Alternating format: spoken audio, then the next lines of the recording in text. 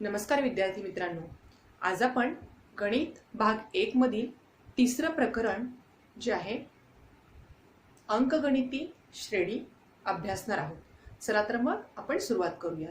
तर अंकगणिती श्रेणीमध्ये सुरुवातीला क्रमिका म्हणजे काय हा भाग माहित असणं आवश्यक आहे. तर आज आपण आजच्या भागामध्ये क्रमिका, सामान्य फरक, अंकगणिती श्रेणी हे 3 घटक अभ्यासणार आहोत. चला तर मग आपण पहिल्यांदा क्रमिका म्हणजे काय हा भाग पाहूया. तर मुलांनो, या ठिकाणी मी फळ्यावरती एक व्याख्या मांडलेली आहे बघा. क्रमिकेची ही व्याख्या आहे, नैसर्गिक संख्यांप्रमाणेच विशिष्ट क्रमाने मांडलेल्या संख्यांच्या समूहाला क्रमिका म्हणतात. म्हणजे ज्या नैसर्गिक संख्या आहेत त्या नैसर्गिक संख्या कुठून सुरू होतात, 1 2 3 4 याप्रमाणे. तर अशा प्रकारे जर नैसर्गिक संख्यांप्रमाणेच एखाद्या काही संख्यांची विशिष्ट प्रकारे जर मांडणी केलेली असेल तर त्या संख्यांच्या समूहाला आपण काय म्हणतो, क्रमिका म्हणतो. तर यासाठी मी तुम्हाला इथे काही उदाहरणं दाखवणार आहे बघा. उदाहरणार्थ लक्षात घ्या मुलांनो, समजा 1 2 3 4 या जर संख्या मी घेतल्या तर या सगळ्या नैसर्गिक संख्या आहेत बघा. 1 2 3 आणि 4 या कशा नैसर्गिक संख्या आहेत. तर याच्या पुढची संख्या तुम्ही सहज सांगू शकाल. 4 नंतर कोणती संख्या येणार आहे, 5 6 7 याप्रमाणे. आता इथे मी दुसरं उदाहरण तुम्हाला दाखवते बघा.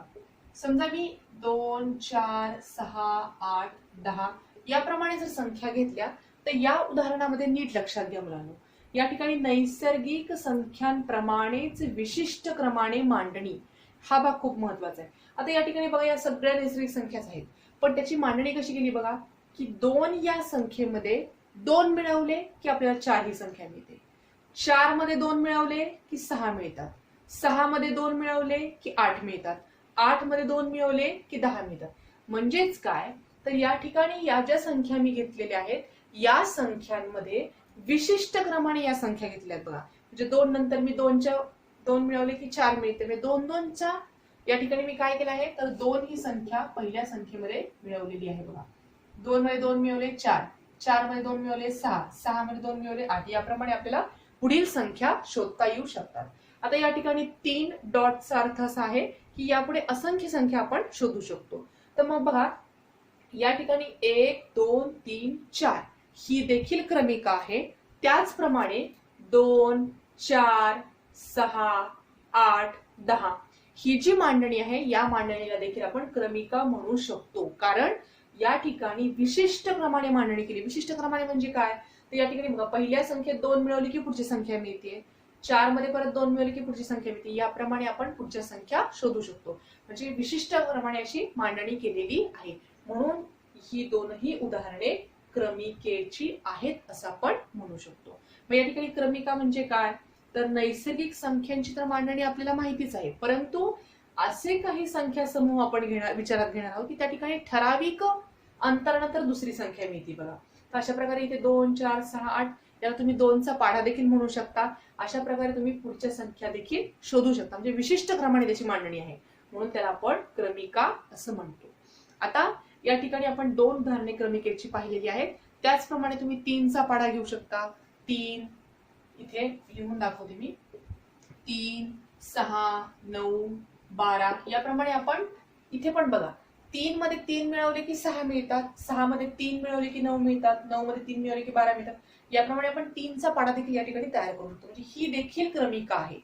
ठराविक अंतराने पुढची संख्या आपल्याला मिळते बघा. म्हणजे इथे अधिक 3 केले की आपल्याला 6 मिळतात. 6 मध्ये 3 मिळवले की 9 मिळते. याप्रमाणे आपण पुढील संख्या देखील शोधू शकतो. म्हणून या ठिकाणी 1 2 आणि 3 ही तीनही उदाहरणे क्रमिकेची आहेत असं आपण म्हणू शकतो.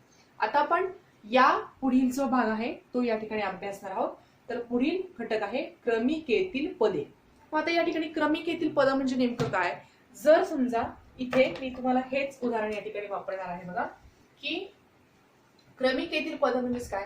इथे बघा, समजा मी 2 4 6 8 10 ही जर क्रमिका मी विचारात घेतली तर या क्रमिकेमध्ये बघा, जी पहिली संख्या असते त्याला आपण पद म्हणूया.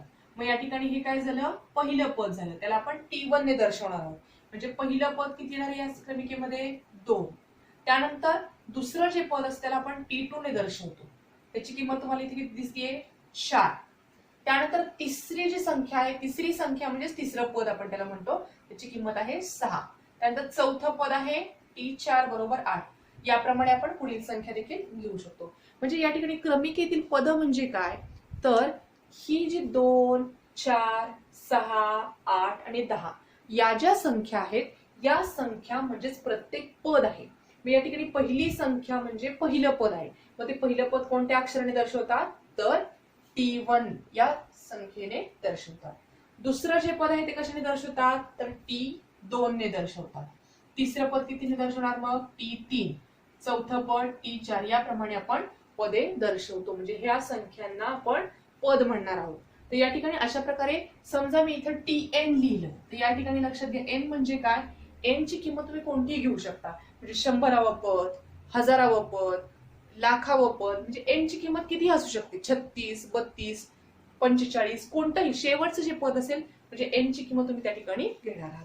तर समजा मी इथे 2चा पाडा जर घेतला असेल, शेवटचं पद समजा 20 असेल, तर इथे कितवं पद 20 आहे, तर 10वं पद, म्हणजे या ठिकाणी N ची किंमत काय येणार, 10. अशा प्रकारे लक्षात घ्या, क्रमिकेतील जी पद असतात तर ते पहिली संख्या म्हणजे पहिलं पद, दुसरी संख्या म्हणजे दुसरं पद, तिसरी संख्या म्हणजे तिसरं पद.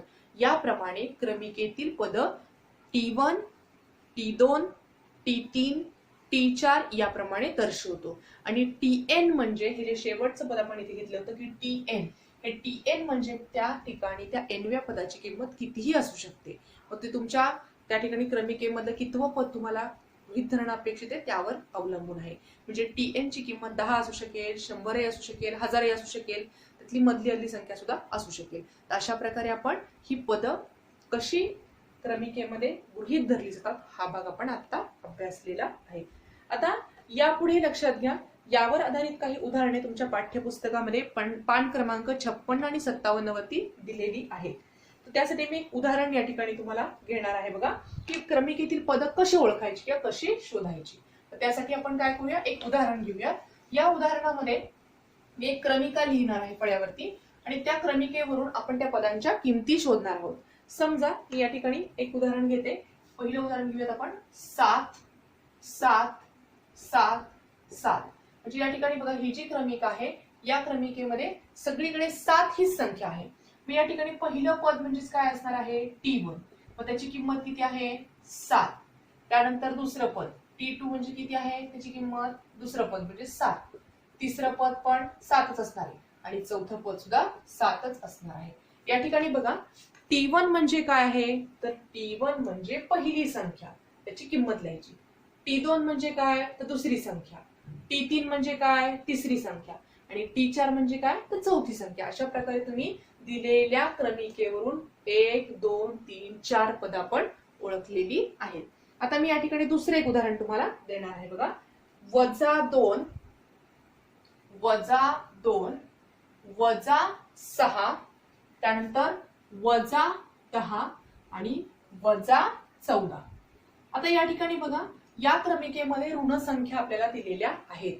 मग तुम्हाला फक्त काय करायचं आहे, तर या पदांच्या किमती लिहायच्या आहेत. म्हणजे कुठलं पद, पहिलं पद असणार आहे T1. T1 ची किंमत किती असणार आहे, -2.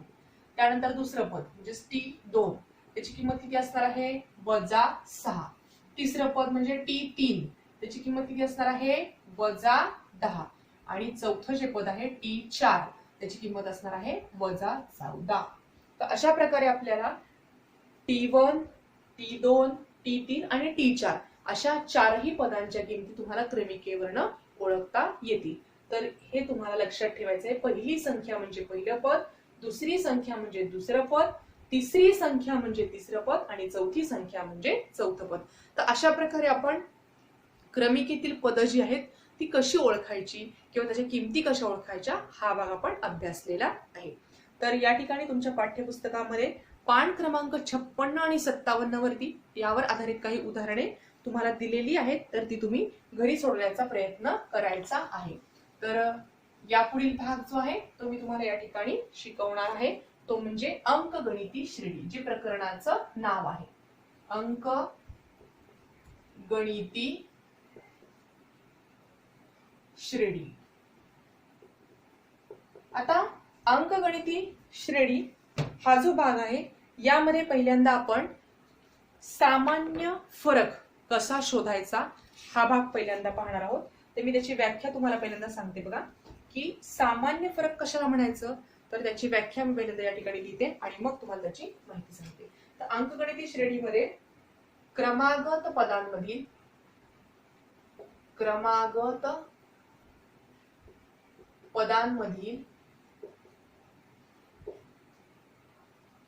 फरक स्थिर असेल, क्रमागत पदांमधील फरक जर स्थिर असेल तर त्याला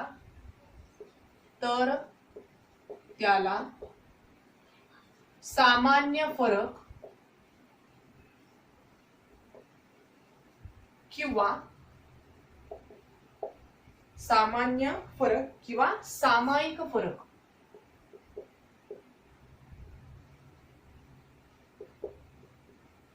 म्हणतात.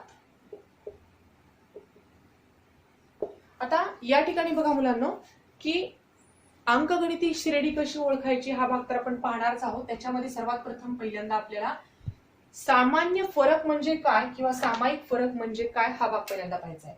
तर या ठिकाणी बघा की तुम्हाला इथे व्याख्या दिलेली आहे की क्रमागत पदांमधील फरक स्थिर असेल तर त्याला आपण सामान्य फरक किंवा सामायिक फरक असे म्हणतो. तर हा जो फरक आहे तो कसा शोधायचा, तर मी त्यासाठी तुम्हाला इथे एक उदाहरण देणार आहे बघा. समजा मगाच उदाहरण आपण या ठिकाणी घेऊया. 2, 4, 6, 8 अशा प्रकारे आपण पुढील संख्या शोधू शकतो. आता या उदाहरणामध्ये बघा क्रमागत पदांमधील फरक. क्रमागत पद म्हणजे कोणती, तर या ठिकाणी आपण ज्या संख्या घेतलेल्या आहेत त्याला आपण क्रमिका म्हणणार आहोत. तर या क्रमिकेमध्ये T1 ची किंमत किती असणार आहे, तर असणार आहे 2. T2 ची किंमत किती असणार आहे, दुसरं पद म्हणजे 4. T3 ची किंमत किती असणार आहे 6 आणि T4 ची किंमत असणार आहे 8. तर अशा प्रकारे दिलेल्या क्रमिकेवरून आपण T1, T2, T3 आणि T4 म्हणजे चारही पदांच्या किमती लिहिलेल्या आहेत. आता तुम्हाला व्याख्या काय दिलेली आहे, तर क्रमागत पदांमधील फरक म्हणजे त्या ठिकाणी काय करणं अपेक्षित आहे, तर वजाबाकी करणं अपेक्षित आहे.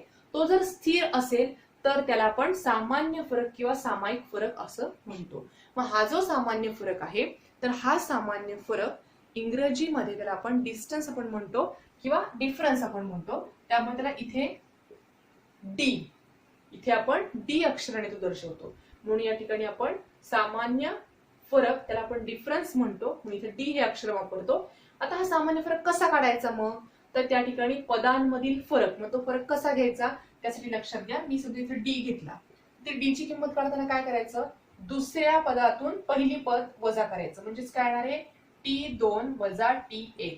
याचा फरक किती येणार आहे, 4 वजा 2. 4 मधून जर 2 गेले तर किती उरतील 2. त्याचप्रमाणे आता मी बघा दुसऱ्या पदातून पहिलं पद वजा केलं तर 4 वजा 2 किती आलं 2.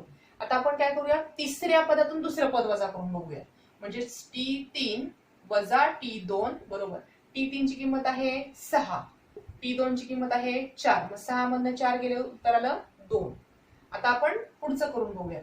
T4 मधनं T3 वजा करूया. मग काय मिळते बघूया, T4 वजा T3. T4 ची किंमत आहे 8, T3 ची किंमत आहे 6. म्हणजे 8 मधनं जर 6 गेलं तर उत्तर मिळणार आहे 2. आता इथे लक्षात घ्या मुलांनो, क्रमागत पदांमधील फरक कसा आहे, स्थिर आहे. बघा बरं स्थिर मिळालंय का, बघा पहिल्या 2 पदांची जर आपण वजाबाकी केली तर उत्तर मिळालं 2. त्यानंतर तिसऱ्या आणि दुसऱ्या पदांची वजाबाकी केल्यानंतर पण उत्तर किती मिळालं 2. आणि चौथ्या आणि तिसऱ्या पदाची वजाबाकी केल्यानंतर पण उत्तर आपल्याला 2च मिळाले. म्हणजे या तीनही ठिकाणी ही जी उत्तर मिळालेली आहेत ती कशी आहेत, स्थिर आहेत. ती बदलली आहेत का, नाहीत. मग ती स्थिर आहेत म्हणून आपण त्याला काय म्हणतो, सामान्य फरक म्हणतो. आणि तो कसा शोधायचा, दुसऱ्या पदातून पहिलं पद वजा करायचं किंवा तिसऱ्या पदातून दुसरं पद वजा करायचं किंवा चौथ्या पदातून तिसरं पद वजा करायचं. तर अशा पद्धतीने आपण हा सामायिक फरक किंवा सामान्य फरक आपण शोधू शकतो. तर अशा प्रकारे इथे आपण लक्षात घ्या, मोठ्या संख्येतून लहान संख्या वजा करायची असते. लक्षात घ्या, दुसऱ्या पदातून पहिलं पद, तिसऱ्या पदातून दुसरं पद किंवा चौथ्या पदातून तिसरं पद आपण वजा केलेलं आहे. तर अशा प्रकारे हा आपण सामान्य फरक शोधू शकतो. आता आपण अंकगणिती श्रेणी म्हणजे काय हा भाग बघणार आहोत. तर या ठिकाणी आपण सामान्य फरक कसा शोधायचा हा भाग आपण आत्ताच अभ्यासलेला आहे. तर अंकगणितीय श्रेणी कशी ओळखायची, तर त्यासाठी लक्षात घ्या मुलांनो, समजा तुम्हाला या ठिकाणी दिलेली एखादी क्रमिका असेल आणि ती क्रमिका, मी या ठिकाणी एक उदाहरण घेते बघा, 3, 6, 9 आणि 12 या ज्या संख्या आहेत या बघा, हा 3चा पडा आहे, 3, 6, 9 आणि 12. आता या ठिकाणी जो सामान्य फरक आहे तो सगळीकडे जर सारखा आला, लक्षात घ्या या उदाहरणामध्ये की ही जी क्रमिका आहे या क्रमिकेमध्ये जर आपल्याला सामान्य फरक सगळीकडे जर सारखा मिळाला तर आपण त्या क्रमिकेला अंकगणिती श्रेणी असं म्हणतो. मग या ठिकाणी बघूयात आपण येतोय का सारखा. तर समजा T1 ची किंमत किती असणार आहे इथे 3, T2 ची किंमत किती असणार आहे 6, T3 ची किंमत असणार आहे 9 आणि T4 ची किंमत असणार आहे 12. तर अशा प्रकारे आपण काय केलंय, तर चारही पदांच्या किमती लिहून घेतल्यात. आता आपल्याला काय शोधायचंय, सामान्य फरक. म्हणजे डी बरोबर काय येणार, पहिल्यांदा T2 वजा T1, याची वजाबाकी करून बघूयात. तर 6 आणि 3 यांची वजाबाकी केली तर उत्तर मिळतंय 3. त्यानंतर दुसरं बघूया, T1, T2 आणि T1 चं केलं. आता काय करायचं, T3 वजा T2 यांची वजाबाकी बघा बरं, 9 वजा 6 ती पण मिळाली 3. आणि तिसरं T4 मधून T3 वजा केले तर काय येणार आहे 12 वजा 9 यांची पण वजाबाकी किती मिळणार आहे तुम्हाला 3. मग बघा इथे आपल्याला जी क्रमिका आपण घेतली होती 3, 6, 9 आणि 12 या क्रमिकेमध्ये इथं जो सामान्य फरक आहे तो सगळीकडे कसा मिळालेला आहे, सारखाच मिळाला आणि तो स्थिर आहे. सारखाच म्हणजे स्थिर आहे. इथे पण 3 आहे, इथे पण 3 आहे आणि इथे पण 3 आहे. तो कसा आहे, स्थिर आहे. म्हणून आपण या क्रमिकेला अंकगणिती श्रेणी असं म्हणू शकतो. आता या ठिकाणी लक्षात घ्या, अंकगणिती श्रेणी कशी ओळखायची, तर या दिलेल्या क्रमिकेमध्ये जर सामान्य फरक आपल्याला स्थिर मिळाला तर ती अंकगणिती श्रेणी असते. आता या ठिकाणी आपण सामान्य फरक कसा शोधायचा हाही भाग पाहिला आणि अंकगणिती श्रेणी जी आहे ती कशी ओळखायची हेही पाहिलं. आता जर समजा तुम्हाला कुठलीही 2 पदं जर दिलेली असतील तर त्यातला सामान्य फरक कसा शोधायचा त्याचं एक सूत्र मी तुम्हाला सांगते. या ठिकाणी जर समजा आपल्याला सामान्य फरक शोधायचा असेल आणि तुम्हाला जर समजा Tn अधिक 1 हे पद दिलेलं असेल आणि दुसरं पद असेल Tn, तर यांची काय करायची, फक्त वजाबाकी करायची. तर हे सामान्य रूपातील सामान्य फरक काढण्याचं सूत्र आहे. मग त्या ठिकाणी Tn अधिक 1 मधनं Tn हे पद वजा करायचं. मग या ठिकाणी इथे ही किंमत जी आहे, समजा आपल्याला n ची किंमत 1 दिलेली असेल तर मग काय येणार इथं T1 अधिक 1 वजा T1, फक्त n च्या जागेवर 1 लिहायचं. मग काय सूत्र तयार होईल बघा, T1 आणि 1 झाले 2 वजा T1, म्हणजे काय सूत्र तयार झालं, T2 मधनं आपण T1 वजा करणार. तर हे जे आहे ते सामान्य रूपातील साधारण फरक काढण्याचं सूत्र आहे. हे सूत्र तुम्ही लक्षात ठेवायचं आहे. आता इथे एक महत्वाचा भाग मी तुम्हाला आणखी एक सांगणार आहे. यामध्ये जर तुम्हाला आपण आतापर्यंत जेवढी उदाहरणं पाहिली त्या उदाहरणामध्ये काय पाहिलं की तुम्हाला एक क्रमिका दिलेली होती, त्या क्रमिकेवरून आपण काय केलं तर पद शोधली. ती T1, T2, T3 आणि T4 अशा प्रकारची पद आहेत ती पद आपण शोधली होती आणि त्यानंतर आपण सामान्य फरक शोधला होता. आता आपण काय करणार आहोत तर पुढील घटकामध्ये आपण जर तुम्हाला पहिलं पद दिलेलं असेल आणि जर सामान्य फरक दिलेला असेल तर त्यावरून क्रमिका कशी तयार करायची हा भाग आपण अभ्यासणार आहोत. चला तर मग आपण पुढील घटकाकडे जाऊया. तर या ठिकाणी समजा तुम्हाला मी इथे पहिल्यांदा माहिती लिहिते आणि मग त्याचं स्पष्टीकरण देते. जर तुम्हाला पहिलं पद दिलेलं असेल, समजा पहिले पद जर समजा A आहे असं मानलं, जर तुम्हाला दिलेले की पहिलं पद दिलेलं आहे तर ते आपण A आहे असं गृहीत धरूया. तर पहिले पद व सामान्य फरक जर D असेल, बघा तुम्हाला पहिल्या पदाची किंमत दिली आहे A आणि सामान्य फरक किती असतो D जर दिलेला असेल तर आपल्याला क्रमिकेतली पद शोधायची आहे. तर ती कशी शोधायची, तर बघा पहिलं पद आपण कुठलं गृहीत धरलं होतं तर T1, मग त्याची किंमत किती झाली, पहिलं पद आपण इथे A घेतलं म्हणून T1 ची किंमत झाली A, म्हणून हे पहिलं पद मिळालं A. आता दुसरं जे पद आहे T2 ते कसं शोधायचं असतं तर पहिल्या पदामध्ये सामान्य फरक मिळवायचा. पहिलं पद आहे ए अधिक सामान्य फरक किती आहे डी, म्हणून दुसरं पद काय मिळालं ए अधिक डी. आता आपण तिसरं पद शोधू. T3 बरोबर काय येतं, तर आधीच्या पदामध्ये सामान्य फरक मिळवायचं. मग आधीचं पद कोणतं आहे ए अधिक डी. T2 हे आधीचं पद आहे, त्याची किंमत किती आहे ए अधिक डी. याच्यामध्ये काय मिळवायचं तर सामान्य फरक मिळवायचा. मग काय मिळेल तुम्हाला इथे, म्हणून T3 बरोबर ए तसाच डी आणि डी झाले 2D, म्हणून तिसरं पद किती मिळणार आहे ए अधिक 2D. त्यानंतर चौथं पद शोधूया. चौथ्या पदामध्ये काय करायचं, तिसऱ्या पदामध्ये सामान्य फरक मिळवायचा. मग तिसऱ्या पदाची किंमत किती आहे ए अधिक 2D. याच्यामध्ये काय करायचं सामान्य फरक मिळवला म्हणजे डी मिळवला, म्हणून काय येणार आहे T4 बरोबर ए तसाच 2D आणि डी किती होतील 3D, म्हणून चौथं पद आपल्याला मिळालं ए अधिक 3D. आता बघा मुलांनो, इथे आपल्याला कोणती कोणती पद दिली होती. पहिलं पद म्हणजे या ठिकाणी T1 ची किंमत मिळाली ए. दुसरं पद कसं शोधायचं, तर पहिल्या पदामध्ये फक्त सामान्य फरक मिळवायचा. यावरून आपल्याला T2 ची किंमत मिळाली ए अधिक डी. त्यानंतर तिसरं जे पद आहे, तिसरं पद कसं मिळवलं, तर दुसऱ्या पदामध्ये सामान्य फरक मिळवला, म्हणून आपण या ठिकाणी ए अधिक डी घेतलं, त्याच्यामध्ये डी मिळवला. यावरून आपल्याला तिसरं पद काय मिळालं, तर T3 बरोबर ए अधिक 2D. तसंच चौथं जे पद आहे त्या चौथ्या पदामध्ये आपण काय केलं, तिसरं पद आपण घेतलं आणि त्याच्यामध्ये सामान्य फरक मिळवला. यावरून आपल्याला चौथं पद काय मिळालं, चौथं पद म्हणजेच T4 बरोबर ए अधिक 3D. तर अशा प्रकारचं आपल्याला पाचवं पद शोधायचं असेल तर काय येणार इथे ए अधिक 4D. सहाव्या पदासाठी काय येणार ए अधिक 5D. अशा प्रकारे आपण पुढची पद देखील शोधू शकतो. आता आपल्याला इथे काय करायचं नेमकं, पहिलं पद तुम्हाला माहितीये आणि सामान्य फरक माहितीये, त्यावरून आपल्याला क्रमिका तयार करायची. मग ती क्रमिका कशी तयार होणार ते बघा. पहिलं पद काय मिळालंय ए, म्हणून पहिलं पद येणार आहे ए. दुसऱ्या पदाची किंमत किती आहे ए अधिक डी, म्हणजे दुसरं पद झालं ए अधिक डी. तिसऱ्या पदाची किंमत किती मिळाली आहे ए अधिक 2D, म्हणून तिसरं पद झालं ए अधिक 2D. आणि चौथ्या पदाची किंमत किती मिळाली आहे ए अधिक 3D. तर बघा मुलांनो, या भागामध्ये आपण पहिलं पद जर माहित असेल आणि सामान्य फरक जर माहित असेल, त्यावरून आपण क्रमिका तयार करू शकतो. ही क्रमिका तुम्ही डायरेक्टली लक्षात ठेवू शकता. म्हणजे जर तुम्हाला पहिलं पद ए दिलेलं असेल आणि सामान्य फरक जर डी दिलेला असेल, तर क्रमिका कशी तयार होते, तर ए अधिक डी, ए अधिक 2D, ए अधिक 3D. अशा प्रकारे आपण आणखी पुढची पद देखील शोधू शकतो. पुढचं पद काय असणार आहे याच्या पुढचं पद, तर ए अधिक 4D, त्याच्या पुढचं ए अधिक 5D. याप्रमाणे आपण पुढची देखील पद या ठिकाणी शोधू शकतो. तर अशा प्रकारे बघा मुलांनो, तर इथे आपण दिलेल्या माहितीवरून क्रमिका तयार केलेली आहे.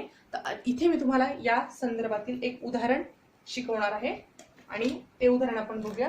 चला तर मग, जर तुम्हाला ए आणि डी जर दिलेला असेल तर ती क्रमिका तुम्ही कशी तयार करणार, तर मी या ठिकाणी तुम्हाला सूत्र तुमच्या माहिती समोरच ठेवणार आहे. बघा, जर तुम्हाला सामान्य फरक म्हणजे ए ची किंमत, पहिलं पद जर दिलेलं असेल ए बरोबर 5 आणि सामान्य फरक जर दिलेला असेल डी ची किंमत दिलेली असेल 1, तर यावरून आपल्याला काय करायचं आहे क्रमिका तयार करायची. मग ती क्रमिका कशी तयार करायची, तर पहिलं पद असतं T1 बरोबर ए, ए ची किंमत किती आहे 5, म्हणजे आपल्याला 5 मिळालं. त्यानंतर दुसरं पद T2 बरोबर किती असतं ए अधिक डी.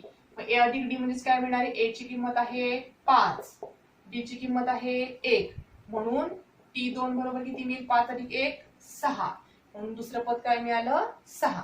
आता तिसरं पद शोधू. T3 बरोबर काय सूत्र आहे ए अधिक 2D.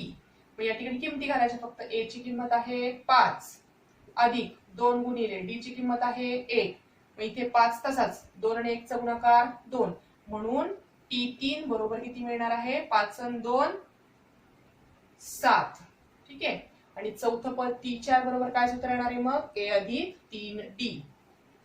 यामध्ये फक्त किंमत घालायची. ए ची किंमत आहे 5, 3 गुणिले डी ची किंमत आहे 1, फक्त हे सोडवायचे. 5 तसेच, 3 आणि 1 चा गुणाकार 3, म्हणून T4 बरोबर किती येणार आहे 8.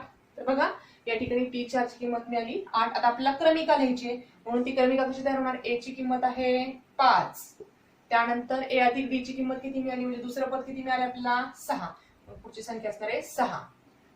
तिसऱ्या पदाची किंमत किती मिळाली आहे 7, म्हणजे इथे येणार आहे 7 आणि चौथं पद आहे 8. अशा प्रकारे आपण क्रमिका तयार केलेली आहे. बघा म्हणजे मुलांनो, जर तुम्हाला a ची किंमत माहित असेल आणि सामान्य फरक माहित असेल तर तुम्ही अशा प्रकारे या सूत्रांचा वापर करून क्रमिका तयार करू शकता. t1 बरोबर a ही किंमत आपण घातली त्यावरून पहिलं पद मिळालं. t2 बरोबर a अधिक d ही किंमत घालून आपल्याला दुसरं पद मिळालं. त्याचप्रमाणे तिसरं पद a अधिक 2d हे सूत्र वापरून आपल्याला तिसरं पद मिळालं आणि t4 बरोबर a अधिक 3d वरून आपल्याला चौथं पद मिळालं. आणि ही सगळी पदे एका ओळीमध्ये फक्त लिहायची. म्हणजेच काय येणार आहे, पहिलं पद आहे 5, दुसरं पद आहे 6, तिसरं पद आहे 7 आणि चौथं पद आहे 8. म्हणून दिलेली क्रमिका कशी तयार होणार आहे 5, 6, 7, 8 याप्रमाणे तुम्हाला क्रमिका मिळणार आहे. तर मुलांनो, आजच्या भागामध्ये आपण अंकगणिती श्रेणी या प्रकरणामध्ये सुरुवातीला क्रमिका कशी ओळखायची तो भाग पाहिला. त्यानंतर आपण क्रमिकेमधली जी पदं आहेत तर ती पदे कशी ओळखायची, म्हणजे t1 कशाला म्हणायचं, t2 कशाला म्हणायचं, t3 कशाला म्हणायचं आणि t4 कशाला म्हणायचं, तर अशी पदे आपण त्यामध्ये शोधली. त्यानंतर आपण सामान्य फरक कसा शोधायचा याचं सूत्र पाहिलं. सामान्य फरकाला आपण d या अक्षराने दर्शवतो आणि तो कसा शोधायचा त्याचं सूत्र देखील आपण पाहिलं. आणि चौथ्या भागामध्ये आपण अंकगणिती श्रेणी कशाला म्हणायचं, तर अंकगणिती श्रेणी कशी ओळखायची. तर अंकगणिती श्रेणीमध्ये जर तुम्हाला दिलेल्या क्रमिकेमध्ये सामान्य फरक जर आपल्याला स्थिर मिळाला तर त्याला आपण अंकगणिती श्रेणी म्हणतो. तर अशा प्रकारे तुम्ही जर सामान्य फरक जर सगळीकडे सारखा आला तर तुम्ही त्या क्रमिकेला अंकगणिती श्रेणी आहे असं म्हणू शकता. आणि पाचव्या भागामध्ये आपण दिलेल्या माहितीवरून, म्हणजे जर तुम्हाला पहिलं पद माहित असेल आणि जर सामान्य फरक माहित असेल त्यावरून देखील तुम्ही क्रमिका तयार करू शकता. आपण क्रमिकेवरून सामान्य फरकाकडे पण आलो आणि पहिलं पद आणि सामान्य फरक यावरून आपण क्रमिकेकडे देखील गेलेलो आहे. तर तुम्ही सर्वांनी तुमच्या पाठ्यपुस्तकामधील पान क्रमांक 56 आणि 57 वरची काही उदाहरणे या सर्व व्याख्या वहीमध्ये लिहायच्या आहेत. तर आजच्या भागामध्ये आपण इथेच थांबणार